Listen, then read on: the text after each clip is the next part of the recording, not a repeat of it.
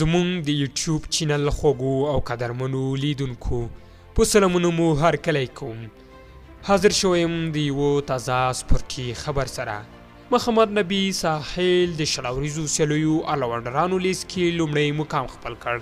د کرکټ نړیوالو شورا د شل اوریزو سیالیو نوي درجه بندۍ اعلان کړي چې محمد نبي په 339 نمرو پکې لومړی مقام خپل کړی او ګلین میکسویل په 333 نمرو جدول کې دویم ځای لري.